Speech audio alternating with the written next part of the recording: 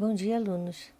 Vamos continuar então nossas aulas de botânica e eu quero lembrá-los que está disponível no AVA um glossário com os termos que vamos usar nesta parte da biologia.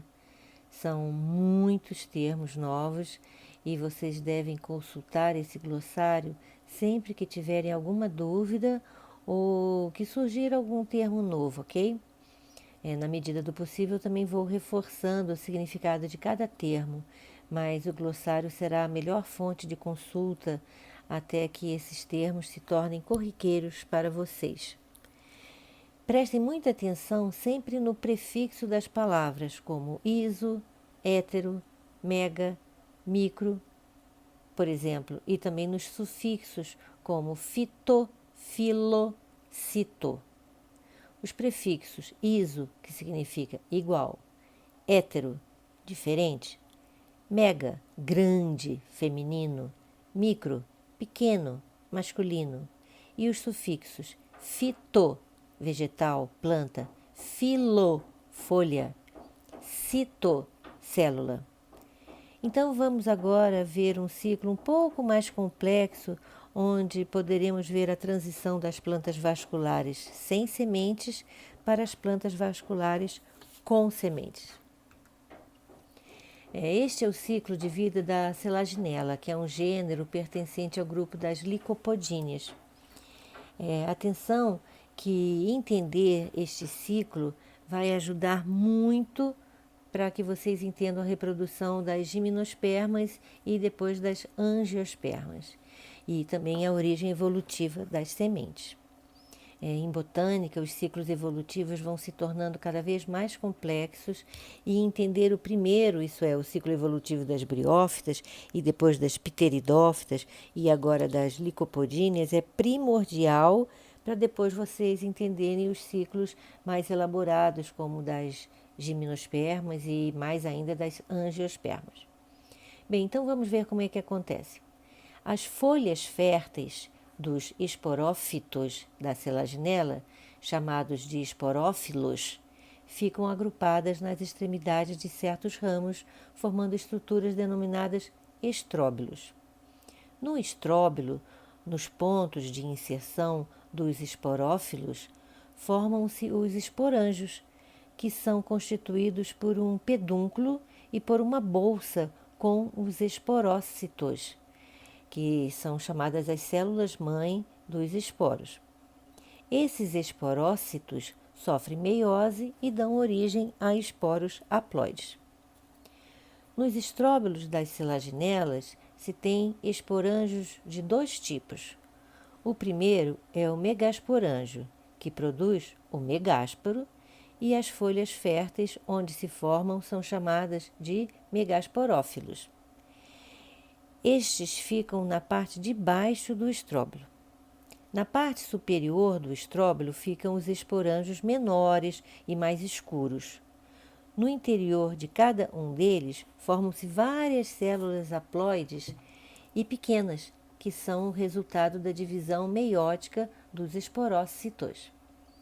Cada uma dessas células produz um esporo pequeno, o micrósporo.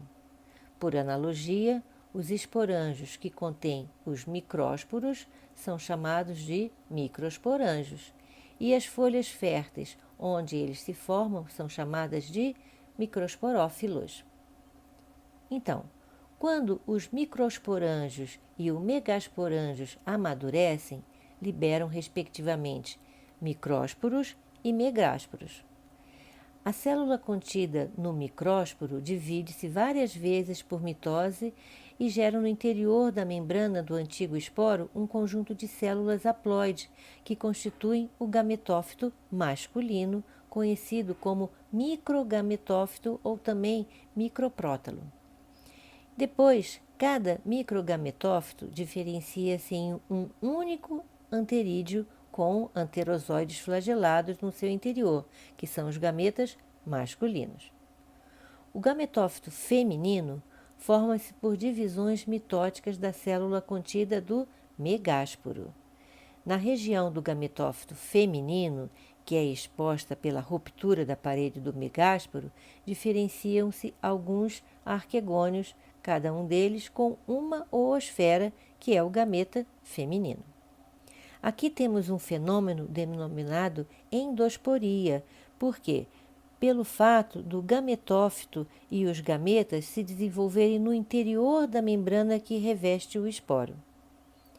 Quando o gametófito masculino maduro entra em contato com a água em estado líquido, seu revestimento se rompe e libera os anterozoides.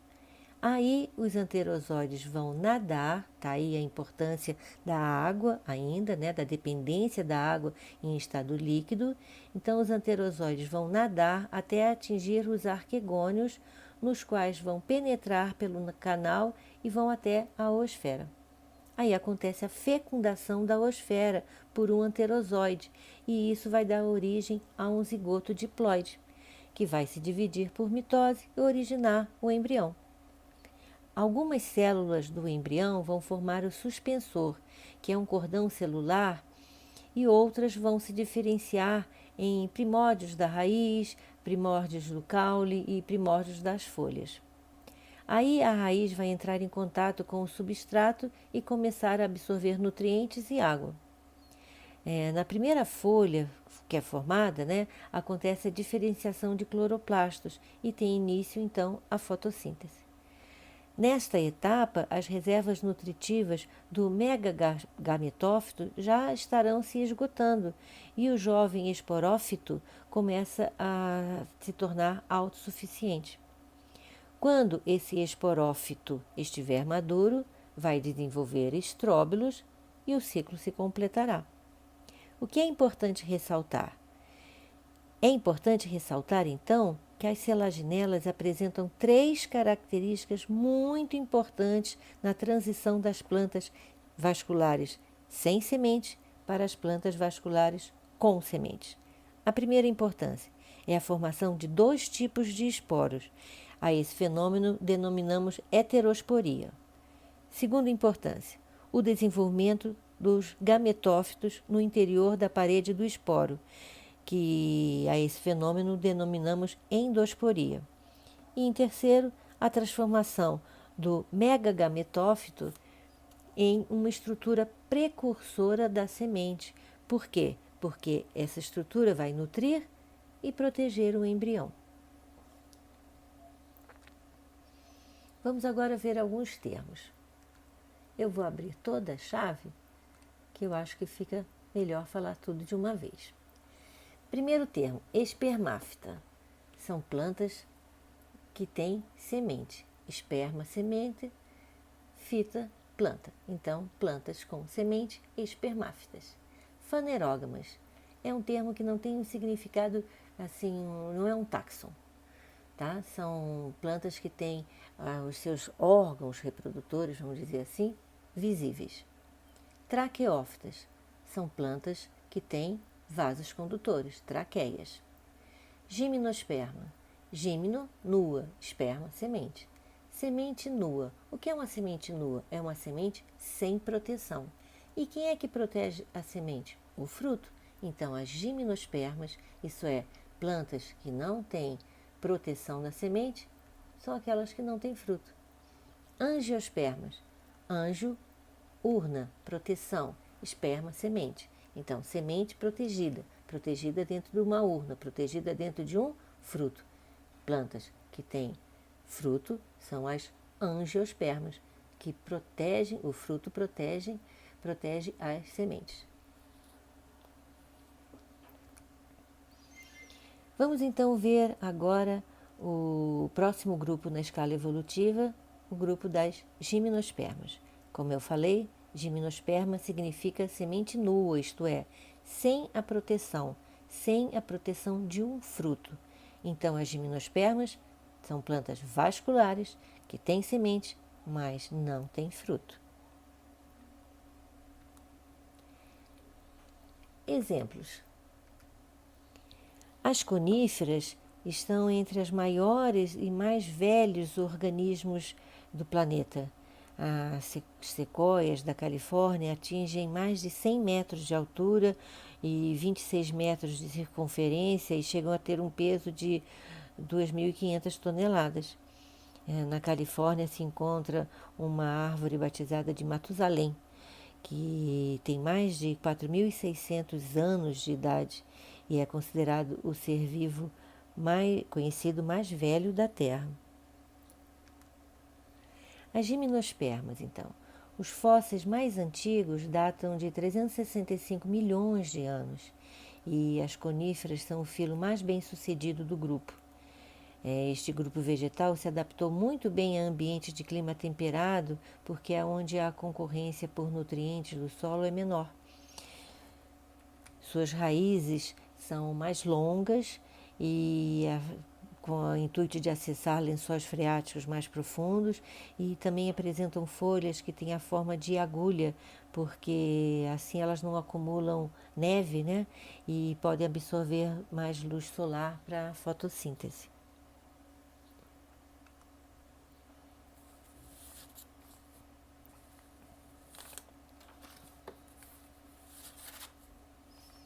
O grão de pólen. Outra importante novidade evolutiva das gimnospermas foi a conquista da independência da água em estado líquido para a fecundação. Vocês lembram que até agora os anterozoides tinham que nadar até encontrar a oosfera para fecundá-la, né?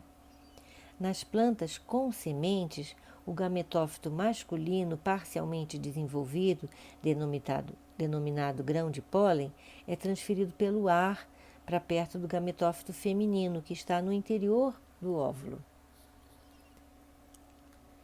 Esta transferência é denominada polinização, e nas gimnospermas isso acontece geralmente pelo vento, e é um fenômeno denominado anemofilia. A polinização das gimnospermas consiste na chegada do grão de pólen à amicrópila, isso é, a abertura do óvulo. Quando o grão de pólen chega à amicrópila, forma-se o chamado tubo polínico, por meio do qual o gameta masculino atinge a oosfera, fecundando-a. A formação do tubo polínico é estimulada por substâncias presentes na micrópila. Existem gimnospermas monóicas, isto é, plantas que formam microsporófilos na mesma planta, e plantas dioicas, onde temos plantas diferentes formando microsporófilos.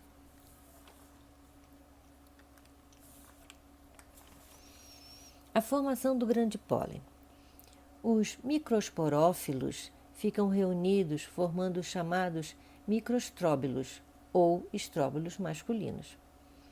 Um microsporanjo contém muitos microsporócitos, que são as células-mãe do grão de pólen, que se dividem por meiose e originam micrósporos haploides. O micrósporo se divide por duas mitoses e originam 4 células, 2 células protaliais, uma célula generativa e uma célula do tubo. O conjunto das 4 células revestidas pela parede do grão de pólen é o microgametófito imaturo. Quando entra em contato com o óvulo, o grão de pólen germina e a célula do tubo origina então o tubo polínico. Aí, este penetra pela micrópila, digere-o no celo, abrindo caminho até a oosfera. Durante esse processo, a célula generativa se divide por mitose e produz 2 células filhas, a célula estéril e a célula espermatogênica, que vai originar os gametas masculinos, que são as células espermáticas. Ao atingir a oosfera, o tubo polínico lança nela as 2 células espermáticas. O núcleo de uma delas fecunda a oosfera e forma-se então um embrião diploide, e a outra degenera.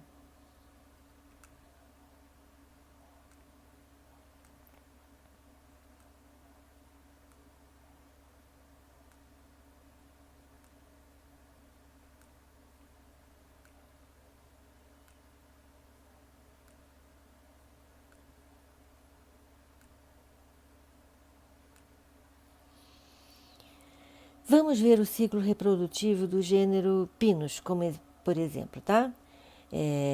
Essa planta é originária do hemisfério norte, porém ela é cultivada aqui no Brasil e se adaptou muito bem à região sul.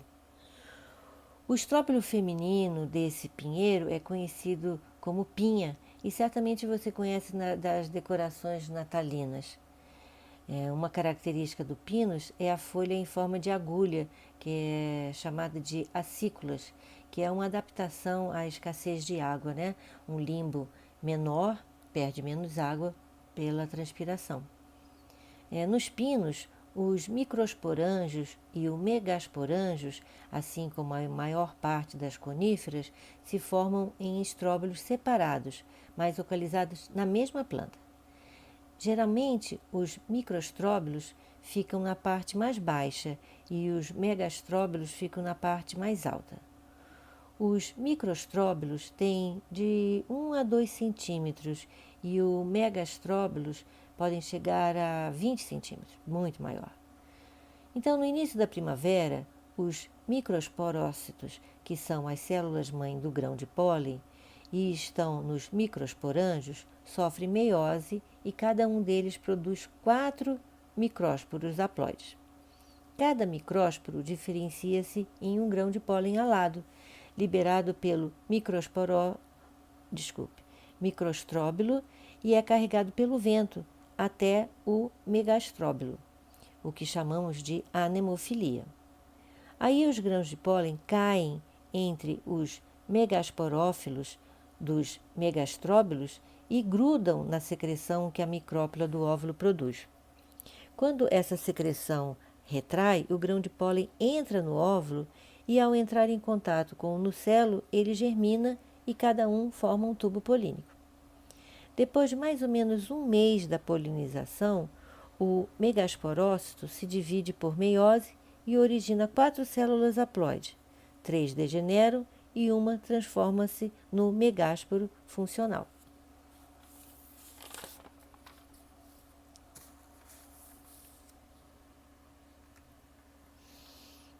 A semente. A semente é uma estrutura reprodutiva que se forma a partir do desenvolvimento do óvulo. Atenção, olha a diferença. Nas plantas, o termo óvulo se refere a uma estrutura multicelular constituído por tecido diploide originário do esporófito e pelo gametófito haploide que se desenvolve a partir do megásporo. Já nos animais, o termo óvulo se refere ao gameta feminino. Nos vegetais, o gameta feminino é a oosfera. No interior do óvulo vegetal, diferencia-se a oosfera, que é o gameta feminino. Em alguns óvulos pode haver mais de uma oosfera. Nas gimnospermas, o óvulo se desenvolve a partir de uma folha fértil, o megasporófilo, igual nas selaginelas. A diferença é que o megasporângio das gimnospermas é envolvido por camadas de tecido do megasporófilo, que formam o integumento, e é chamado de binosporângio. Nas coníferas, os megasporófilos ficam reunidos e formam os megastróbilos, os estróbilos femininos. No megasporângio há geralmente um único megasporócito, que é a célula-mãe do megásporo, que vai se dividir por meiose, formando 4 células, mas só uma sobreviverá e formará o megásporo funcional, que vai ficar retido no interior do megasporângio e não será liberado pela planta-mãe.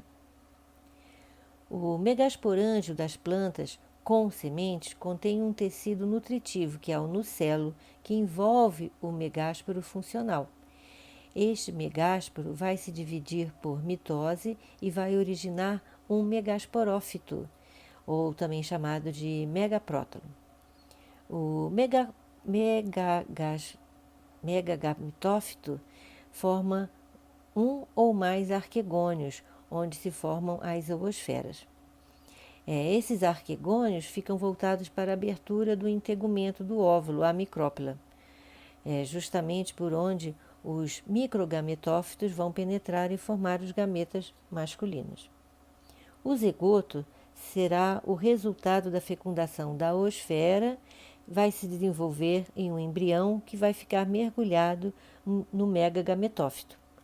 O conjunto, formado pelo jovem esporófito mergulhado no megagametófito e envolto pelo integumento, é a semente.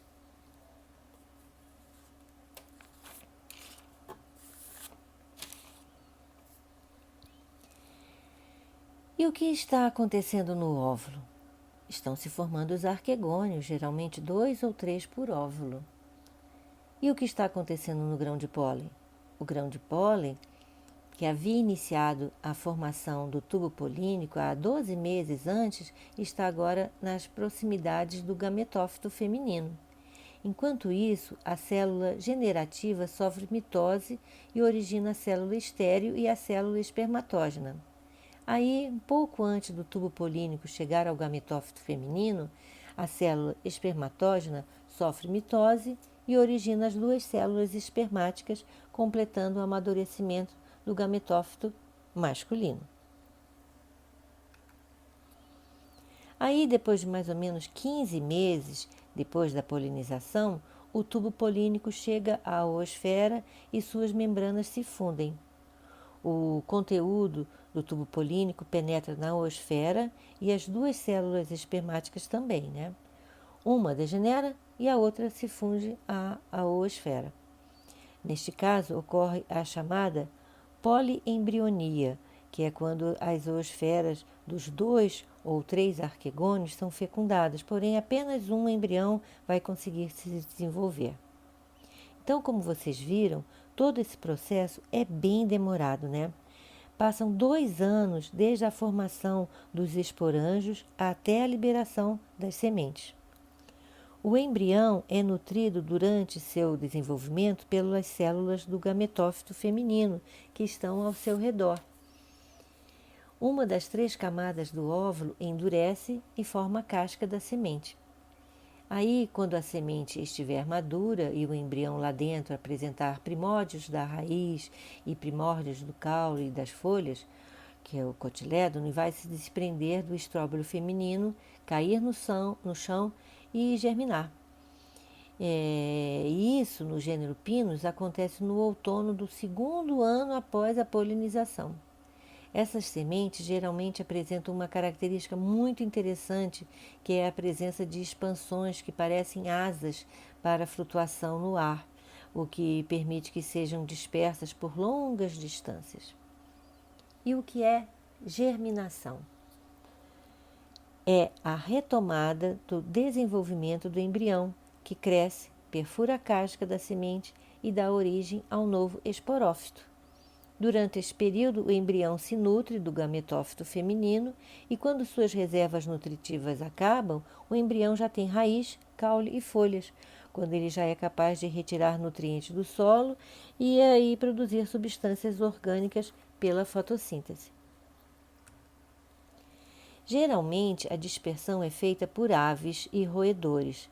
Entre os roedores, podemos citar camundongos, pacas, cutias e até esquilos. A cutia, como é grande apreciadora do pinhão e pelo costume que tem de enterrar as sementes para comê-las depois, talvez seja, graças a esse comportamento, uma das disseminadoras mais importantes do pinheiro. Tradição no sul do Brasil, principalmente no Paraná, considerar a gralha azul como o principal dispersor do pinheiro do Paraná. Porém, ela raramente desce do solo, vivendo o tempo todo no alto das árvores, na floresta. Quem esconde o pinhão no chão para possivelmente vir buscá-lo mais tarde é a gralha picaça ou gralha amarela. É uma outra ave que atua como dispersora do pinhão do Paraná é o papagaio do peito roxo. Atenção! Não deixem de, sempre que tiverem dúvidas quanto aos termos, pesquisarem no glossário. Como vocês já devem ter notado, o estudo de botânica é uma crescente de conhecimento e vocês devem construir esse conhecimento. Não deixem de pesquisar o glossário e também de memorizar esses novos termos, que são muitos. Então, nas gimnospermas, as flores, isso é, o conjunto de órgãos sexuais, é chamado estróbilo, vulgarmente conhecido como pinha. O grão de pólen é o gametófito masculino. O gameta masculino é chamado célula espermática.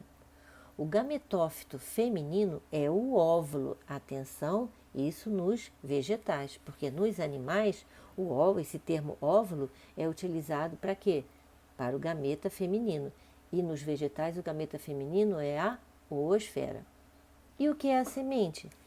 É formado pela casca, mais o endosperma, que é o alimento do embrião, mais o embrião, que é formado pela oosfera fecundada pela célula espermática. Isso é, o gameta feminino fecundado pelo gameta masculino. Por hoje é só. Na próxima aula vamos continuar com o estudo de botânica e nós vamos ver as angiospermas, ok? Até lá!